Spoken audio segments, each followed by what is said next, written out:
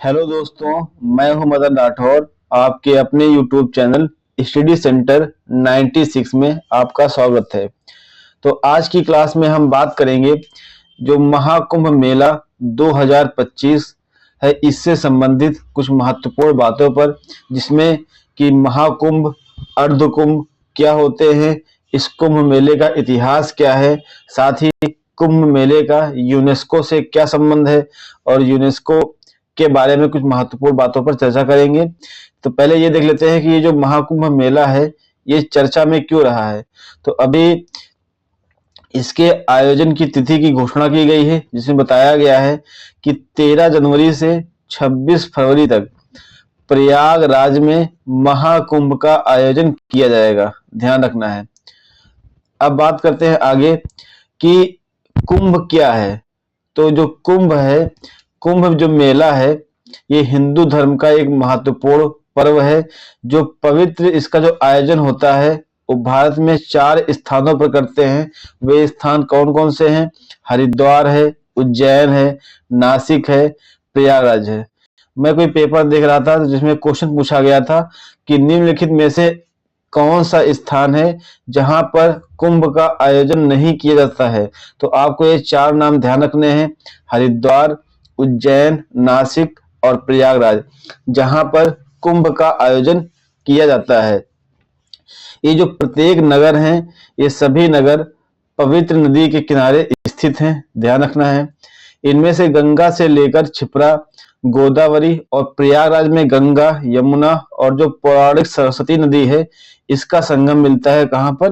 प्रयागराज में, जिसमें करोड़ों श्रद्धालु कुंभ पर्व में एकत्र होते हैं और नदी में स्नान करते हैं। जो खगोल गणना है, इसके अनुसार यह माना गया है कि जो यह मेला है मकर संक्रांति के दिन ही प्रारंभ होता है, ध्यान रखना है। जो कुंभ मेला है ये मकर संक्रांति के दिन ही प्रारंभ होता है। किसके अनुसार? खगोल गणनाओं के अनुसार। आपको बता दें कि जब सूर्य और चंद्रमा ये वृश्चिक राशि में होते हैं, या और जो बृहस्पति है ये मेष राशि में प्रवेश करते हैं, तब मकर संक्रांति होती है और उसी मकर संक्रांति से ही ये कुंभ प्रारंभ होता है। यह समय जो होता है ये आध्यात्मिक स्वच्छता और आत्मज्ञान के लिए शुभ अवधि का संकेत माना जाता है। इनमें से प्रत्येक स्थान पर प्रति 12वें वर्ष तथा प्रयाग में 2 कुंभ होते हैं। जो 2 कुंभ पर्वों के बीच 6 वर्ष के अंतराल में एक अर्ध महाकुंभ भी होता है। ध्यान रखना है कि जो प्रत्येक स्थान मतलब हरिद्वार, उज्जैन, नासिक और प्रयागराज है, यहाँ प्रत्येक व प्रति 12वें वर्ष इस कुंभ का आयोजन किया जाता है। और जो प्रयागराज है यहाँ पर 6 वर्ष के अंतराल पर यहाँ पर अर्ध कुंभ का भी आयोजन होता है। और यह जो कुंभ है वर्ष 2013 का कुंभ प्रयाग में हुआ था। इसके बाद अब 2025 में इस कुंभ का आयोजन किया जा रहा है और यह आयोजन 13 जनवरी से मकर संक्रांति के दिन से प्रारंभ होगा। अब बात करते हैं कुंभ मेले का इतिहास क्या रहा है। तो आपको बता दें कि जो कुंभ का मेला है इसकी जो जड़ें हैं ये हजारों साल पुरानी है, मतलब बहुत प्राचीन काल से कुंभ मेले का आयोजन किया जा रहा है। और इसका जो प्रारंभिक उल्लेख मिलता है, इसका प्रारंभिक उल्लेख वेदों में मिलता है, मौर्य काल में मिलता है, और जो गुप्त काल संबंधी जो 4वीं शताब्दी ईसा पूर्व से 6वीं शताब्दी ईस्वी के दौरान इस कुंभ मेले का उल्लेख मिलता है। जो कुंभ मेले का आयोजन होता है, इस मेले में जो भारतीय उपमहाद्वीप है, इस पूरे महाद्वीप से लगभग यहाँ पर तीर्थयात्री आते रहते हैं। और जो गुप्त काल के शासक थे उन्होंने क्या किया था कि धार्मिक मंडली के रूप में इसकी स्थिति को और ऊंचा कर दिया था।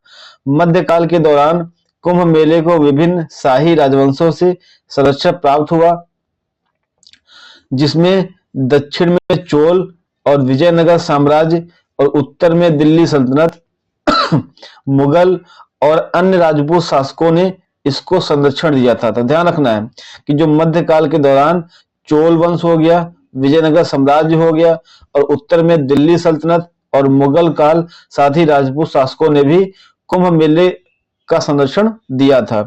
यहाँ तक कि अकबर जैसे मुगल सम्राटों ने भी धार्मिक सहिष्णुता की भावना को दर्शाते हुए समारोहों में भाग लिया था।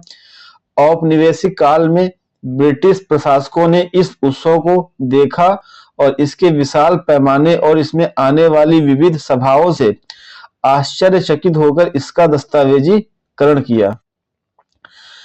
स्वतंत्रता के बाद महाकुंभ मेले को और अधिक महत्व प्राप्त हुआ, जो राष्ट्रीय एकता और भारत की समृद्ध सांस्कृतिक विरासत का प्रतीक है। ध्यान रखना है। अब बात करते हैं कि यूनेस्को, तो यूनेस्को की महाकुंभ के संदर्भ में क्या भूमिका रही है। तो जो यूनेस्को है, यूनेस्को ने 2017 में एक कदम लिया। उसमें क्या किया, इसने किया कि जो कुंभ है उसको मानवता की अमूर्त सांस्कृतिक विरासत के रूप में इसको मान्यता प्रदान कर दी। जो कुंभ है उसको 2017 में मानवता की अमूर्त सांस्कृतिक विरासत के रूप में इसको मान्यता प्रदान कर दी। उसके बाद अब बात कर लेते हैं यूनेस्को के बारे में। तो जो यूनेस्को है इसका जो पूर्ण रूप है United Nations education science and cultural organisation, ये इसका फुल फॉर्म है।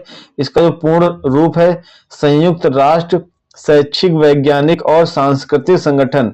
तो जो यूनेस्को है यह संयुक्त राष्ट्र की एक एजेंसी है जिसका उद्देश्य है शिक्षा, विज्ञान, संस्कृति और संचार के जरिए अंतरराष्ट्रीय शांति और सुरक्षा को बढ़ावा देना। जो यूनेस्को है इसकी स्थापना नवंबर 1945 में हुई थी और इसका जो मुख्यालय है वो पेरिस, फ्रांस में है। तो दोस्तों यह आज की क्लास थी। महाकुंभ मेला जो 2025 में प्रयागराज में आयोजित होने वाला है उससे संबंधित कुछ महत्वपूर्ण बातें थी जिन पर हमने चर्चा की। तो अगर यह क्लास आपको अच्छी लगी हो तो वीडियो को लाइक करें, चैनल को सब्सक्राइब करें। धन्यवाद दोस्तों।